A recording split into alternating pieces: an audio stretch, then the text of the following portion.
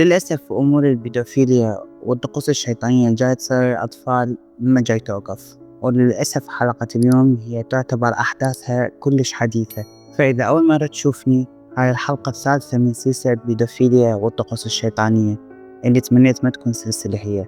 أنا كرم وأهلا بيكم في كارما شو. أول شي شلونكم؟ شخباركم؟ إن شاء الله يا رب تكونوا بصحة وعافية وانتو جايين تشوفوني اليوم. شوية أني المود مالتي شوية مو هالقد، لأنه موضوع الحلقة للأسف كلش قهرني، والموضوع جديد. الموضوع أني أصلا صار لي من زمان أعرفه، تقريبا من مدة 3 أشهر. هو الموضوع صار له 3 أشهر ونص، تقريبا 3 أشهر أنا من بداية هذا الموضوع. قلت إذا أشوف التحقيقات وين راح توقف على مود أطلع لكم هذا الشيء اللي للأسف صار لعبان نفس. ومثل ما عودتكم على كل شيء اكسكلوسيف، كل شيء حصري راح يقدم لكم، وهي هم لي أول مرة بالمحتوى العربي تحقيقات حصرية حول الحوادث في الدولة المزعومة. فبدل ما نطول هواية، خلونا نبلش حلقة اليوم. الموضوع كله يبلش من مجموعة من ضحايا هاي الطقوس طلعوا وأدلوا شهادتهم وقالوا على الشيء اللي كانوا يسووا وياهم من هم وصغار. هذول الناس طلعوا وحكوا اللي صار وياهم وعبروا عن اللي مروا به، واللي تبنت هذا الشيء هي صحيفة إسرائيل حيوم. أنا صراحة ما أعرف إذا لفظت اسمها صح أو غلط، فسامحوني إذا قلت اسمها غلط وصلحوا لي باللفظ.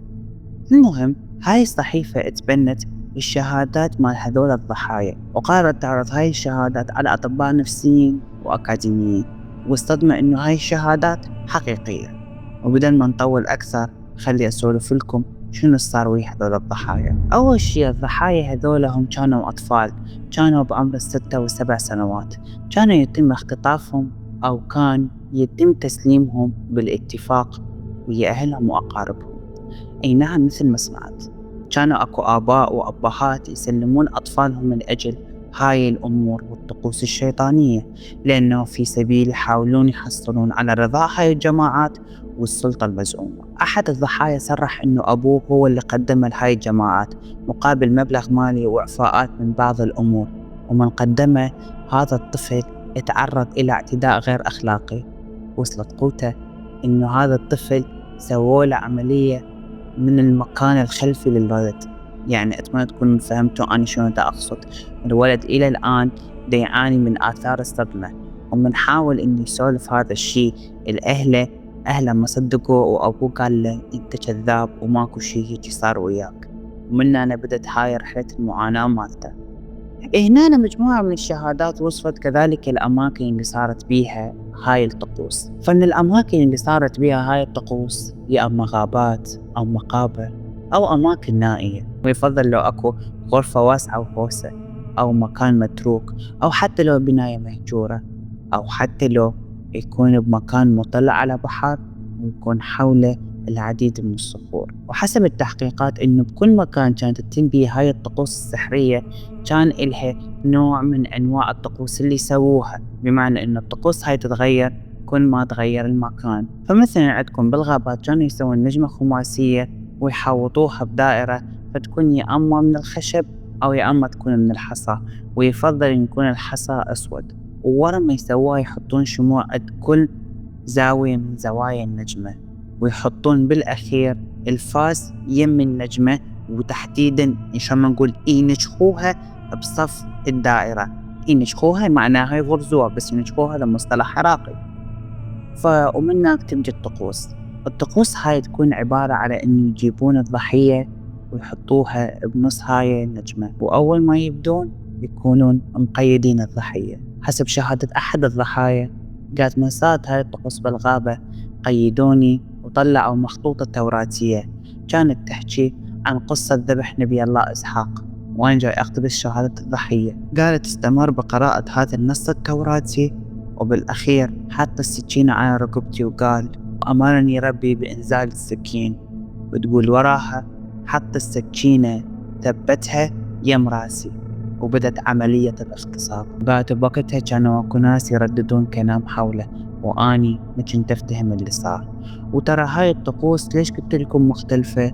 لأنه بالمقابر كانوا يستخدمون الحبر الأحمر على مود يرسمون هاي النجمة، وبنفس الوقت الدائرة والشموع نفس الطقوس. بس اللي يختلف إنه على شواهد القبور كانت تكون أكو رسومات غريبة، رسومات غريبة ما حد يقدر يعرف عن شنو تدل. وكان نتعرض لهاي الحادثة ولد، فهم ما كان يعرف هي شنو هاي الرسومات، لأنه ببساطة ما كان واعي. لأنه الطفل اللي أدلى بهاي الشهادة هو عمره 7 سنين. وانتو ركزوا وياي، يعني دا أحكي لكم أهوال مال فيلم رعب، واللي تعرض لها هو طفل. يقول كان أكو رياجيل يلبسون بدلات سود، وبنفس الوقت أكو رياجيل كانوا يلبسون الطاليت. الطاليت يعني حسب ما فهمت هو رداء مقدس. وأكو كان حاخام، والحاخام هو رجل دين في الديانة اليهودية، كان يقود هاي الطقوس. فكان حاط الرياجيل لابسين أسود بدائرة، وحاط الناس اللي لابسة الطاليت بجهة، والضحايا كانوا محطوطين بدائرة ثالثة. ويقول إن الأشياء اللي استغربتها إنه كانوا أكو أطفال عمرهم 16 و17 سنة. هذا الشيء اللي أثار الرعب.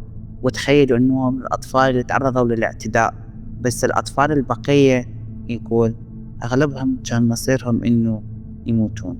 وأكو مكان للأمانة من كنت دا أقرأ أنا بالتحقيق اللي أصدرتها هاي الصحيفة، صراحة استغربت منه، إنه كانت هاي الطقوس تصير حتى في الكنس. الكنس هو خلينا نقول المعبد اليهودي، مثل الإسلام عندهم المسجد، المسيحيين عندهم الكنيسة، اليهوديين عندهم الكنس. فكانت تصير هاي الطقوس في الكنس، واللي كان يقودها هو أبوها للضحية. أبوها للضحية هو الحاخام اللي قاد هاي الطقوس السحرية، أو خلينا نقول هاي الطقوس الشيطانية. وكانت ويا والدتها، هم كانوا يباعون بعين الفرح. هاي الطفلة وصفت كل شيء اللي صار وياها، وللأسف ما أقدر أقول لكم شنو اللي صار وياها، بس حتركم مخيلتكم تتخيلون شنو صار ويا هاي الطفلة.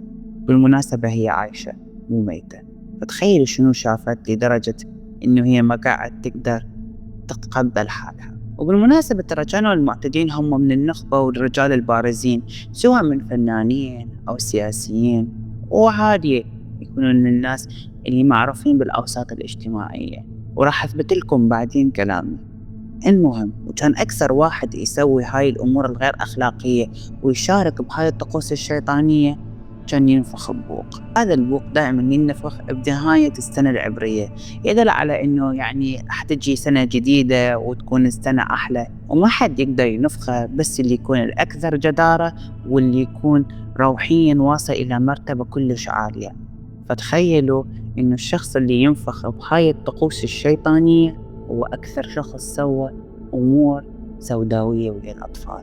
طبعا ما كنت أقول لكم إنه شنو كانوا بعد يسوون ويا الأطفال وشنو كانوا يلبسون، بس للتوضيح إنه هذول كانوا المعتدين يلبسون أقنعة، والأقنعة مالتهم كانت باللون الأسود. مثل ما أسلفت بالذكر إنه الحاخام هو كان يقود هاي الطقوس الشيطانية. بس تدرون شنو الآثار الجانبية اللي تراكمت وصارت على هذول الضحايا؟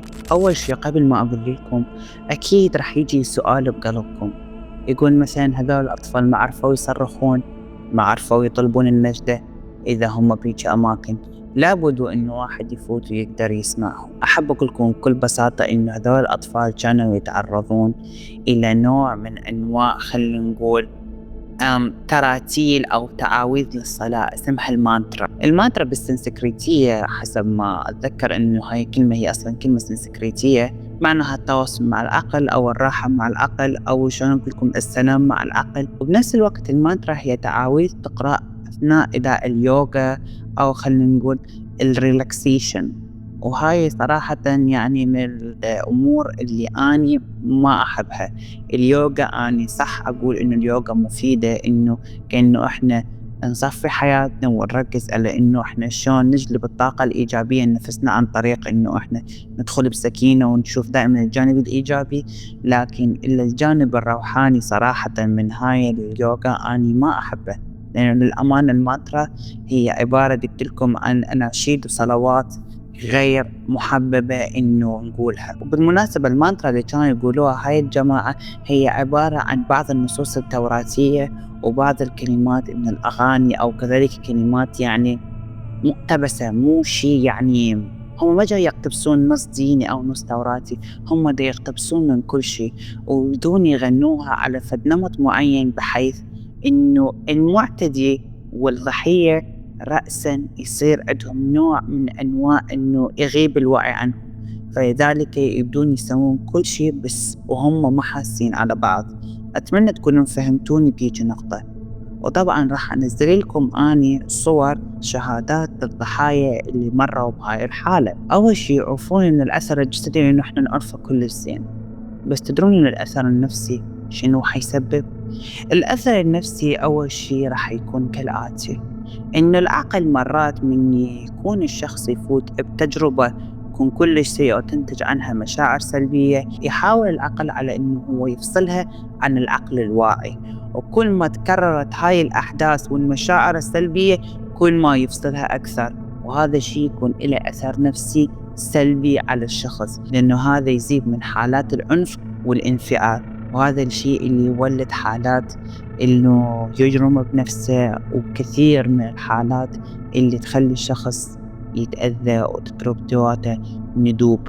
وهذا الشيء ينتج عن طريق كثرة إنه الصدمات النفسية القوية والإذلال اللي جاي يصير للشخص والمشاعر السلبية اللي يمر بيها. واحد الحاخامات، وهو حاخام ودكتور بنفس الوقت، اسمه فورمان، بمرة من المرات أشار إلى وثيقة حول قضية محلود، وهي قضية صارت في الدولة المزعومة، إنه كل الأحداث أقول لكم هي تصير بالدولة المزعومة، وأحداث هاي القضية هي مشابهة للأحداث اللي صايرة هسه، يعني نفس الطقوس ونفس الشيء اللي دايسه، بس الاختلاف إنه كان الطفل يتعرض إلى التعذيب الجسدي والإيهام بالغرق. وما أقدر أكمل بعد لأنه ما أريد الفيديو إنه ينحضر وما يوصل لكم أو يصير عليه تقييد، ما أقدر أكمل بعد بهذا الشيء. فاللي عنده معلومات حول اللي دا يصير، أو إنه قارئ، أو إنه شاف وبحث عن اللي دا يصير بهاي القضية تحديدا، يقدر يكتبها بالتعليقات أو يقدر يكملها، أو إنه واحد يبلغ الثاني. فأنا حتجنب هذا البارت لأن البارتات اللي جاية راح تلعب نفسكم أكثر. والعجيب اللي قريته إنه بنهاية هذا التقرير لقيت اتهام صريح للسلطات الإسرائيلية. هذا الاتهام كان إنه الشكاوى رأسا إنه تلغى، أو إنه الشخص إذا يرفع دعوة على هذا الأشخاص أو على هاي المجموعات رأسا إنه يتم غلق القضية، يقول لك لعدم كفاية الأدلة. هو أوكي، طفل وتعرض لهاي الحادثة وفئة قليلة اللي تخاف على جهالهم. بصراحة أنا بهذيك الدولة أنا ما أعرف، بس اللي يسلم أولاده إنه يتم إجراء هاي الطقوس السحرية بهم، فشي أكيد إنه هو قابل هذا الشيء. بس لنفرض إنه الأغلب كانوا هم يتم اختطافهم، فهذول الشيء أكيد كانوا يريدون حق أولادهم. المفروض السلطات تحاول تقلب الدنيا على مود يقومون ويعرفون منو اللي سبب هاي الأمور الغير أخلاقية بأطفالهم. بس تدرون إنه أنا هذا الشيء ما مستغربة، بغض النظر عن اللي دا يصير بغزة، وأتمنى لهم النصر إن شاء الله، وإنه إن شاء الله يرأفوا بحالهم. سنة 1988 حلقة من حلقات أوبرا وينفري كانت أكو بنية يهودية العرق والدين طلعت بهاي الحلقة وقالت إنه أبوها وأمها هم كانوا من الناس المنضمين لهاي الطائفة، وكانوا هم من قديمين الأزل بهاي الطائفة، تحديدا من سنة 1700. تقول إنه هاي الطفلة تعرضت للعديد من عمليات الاعتداء، وأنا راح أحط لكم مقاطع من هاي المقابلة، أو يمكن أحط لكم الفيديو يا أما on تيك توك أو على الانستغرام، أو احتمال إنه أنشر كريل، بس ما أعتقد، بس راح أحاول، لأنه ما أعتقد إنه أقدر أنزل بشكل كامل أو ما أخذ كوبي رايت. فهاي المرة قاعد على الشيء اللي صار وياها.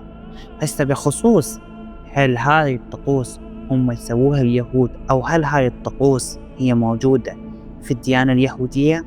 بكل بساطة أحب أقول لكم لا، لأنه هاي الطقوس تسويها عدة طوائف، بس من ضمنها طائفة الفرنكية أو اليعقوبيون اللي هو مؤسسها يعقوب فرانك، وهو بولندي الجنسية. المهم هاي الطقوس وهاي الجماعات بشكل عام يسووها من مبدأ اللا قانون، يحاولون يطهرون نفسهم عبر الخطايا، والخطايا يسووها كلها، مو بس اللي نهى عنها سيدنا موسى. المهم كانوا من ضمن الخطايا اللي سووها هو ممارسة البغاء مع بناتهم وأولادهم، وإنه يأكلون اللحوم الفاسدة، واترك البقية إلى مخيلتكم. بس هاي الطائفة اندثرت قبل فترة كلش كبيرة، وراح أقول لكم ليش إنه تم اتهام اليهود بهاي الطائفة. لأن للأسف الأعضاء المتبقين من هاي الطائفة انضموا لليهودية والمسيحية، وهم إلى الآن بالمناسبة موجودين، لكن مو تحت هذا المسمى، تحت مسمى آخر إحنا من عرفه. بس أني وإنتو نعرفوا ما تحت يا مسمى موجودين. هنا عندكم موضوع بيتزا جيت وموضوع جزيرة جيفري أبستين وديدي، هذا كله يربطهم شي واحد: الماسونية. والسؤال اللي راح أتركه لكم واقترح عليكم إنه أنتم تجاوبونه بخانة التعليقات، بس بحالتي أنا راح أجاوب عنه بحلقة منفصلة. هل كان جيفري أبستين هو مجرد رجل أعمال وعنده هاي الأمور القذرة، لو كان هو امتداد أحد الجماعات الشيطانية؟ أقترح عليكم إنه أنتم تجاوبوني على هذا السؤال بالتعليقات، وهم بنفس الوقت أقترح عليكم تسوون لايك واشتراك، لأنه أكو كم حلقات راح تنزل من هذا النوع، وكذلك أمور مرعبة جاية بالطريق. فلا تنسون الدعم، لأنه هذا الشيء حيساعد القناة. وانتظروني كل نهاية أسبوع حلقة جديدة. تصبحون على ألف خير، ومع السلامة.